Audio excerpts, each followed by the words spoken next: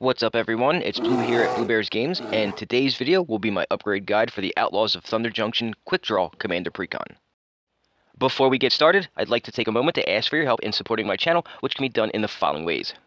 Subscribing to the channel, sharing any of my content on your socials, watching some of my many other videos, purchasing super thanks, purchasing channel memberships, purchasing decks that you may have seen on this channel directly from me on the Blue Bears Games Facebook page, and/or visiting our sponsor at arcane-fortress.com and using discount code BlueBear at checkout if you decide to purchase any of their amazing gaming supplies from them.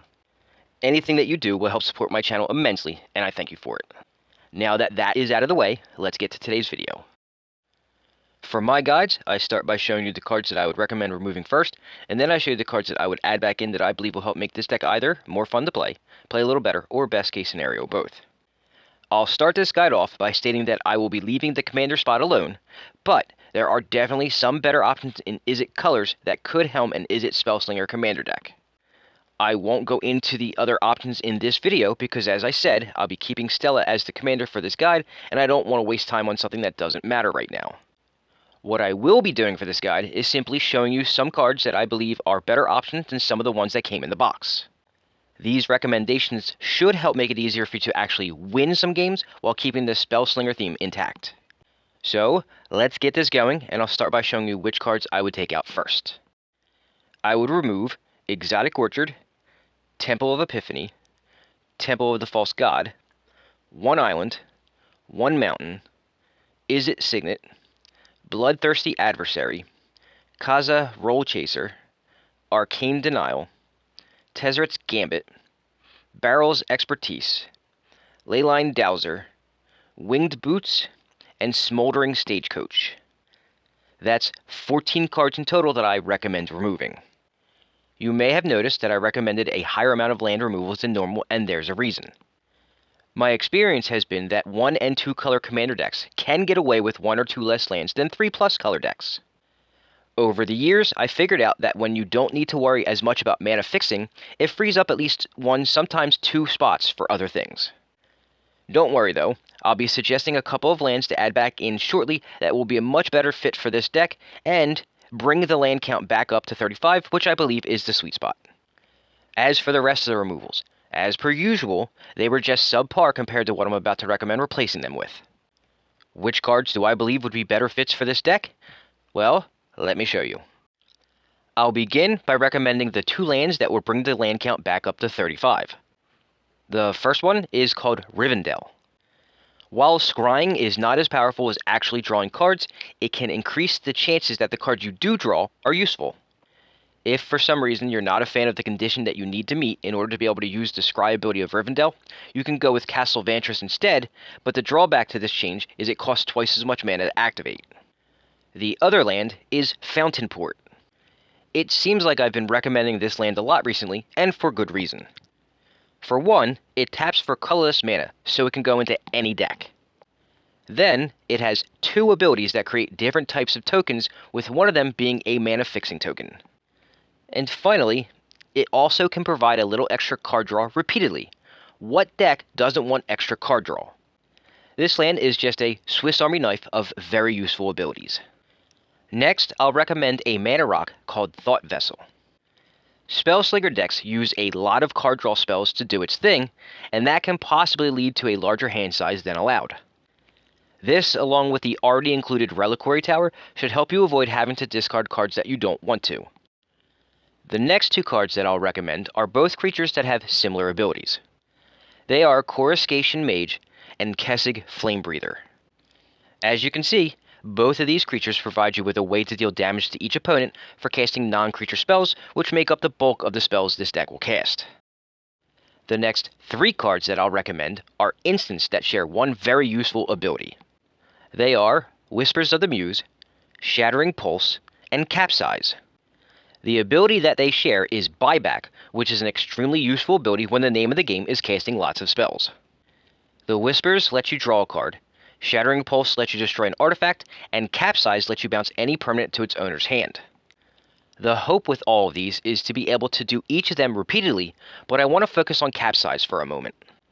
One of my absolute favorite things to do in this game is to make infinite mana and then repeatedly cast and buy back Capsize so I can return all of my opponent's permanents to their hand, including their lands.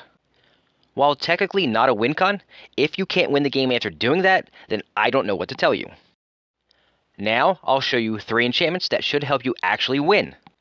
The first 2 are Fiery Inscription and Sorcerer class. The Inscription just straight up burns opponents whenever you cast instants and sorceries, but the Sorcerer class takes time to start doling out damage. So, you need to get the Sorcerer class to level 3, but once you do, it should deal quite a bit of much needed damage.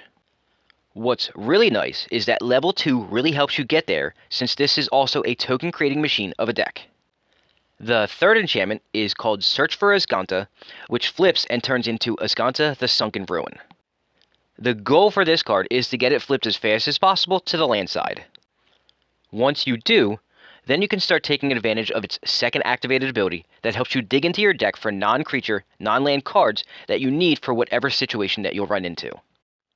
And finally, the last card that I'll recommend before showing you the combo is a Planeswalker called Ral Crackling Wit. This version of Ral has 4 abilities that are all extremely helpful for this deck. The static ability helps put a lot of loyalty counters on it, so you can get to the ultimate quite quickly. The uptick loyalty ability creates possibly the most important creature tokens that you can make for this style of deck, since the tokens have prowess, and the first downtick loyalty ability is great for digging.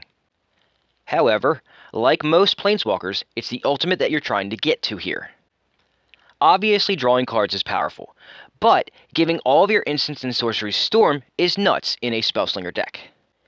If you're not familiar with the Storm ability, it's one of the more broken abilities in Magic, which is why you don't see it very often anymore.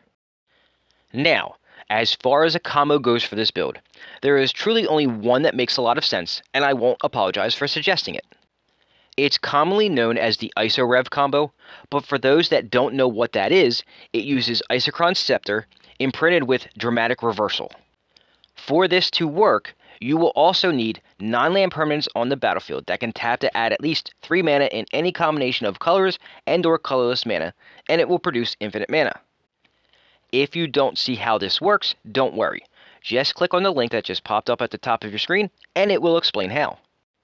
This combo will also produce the following on top of the infinite mana: infinite Magecraft triggers, infinite Storm count, and infinite untapping of non-land permanents that you control.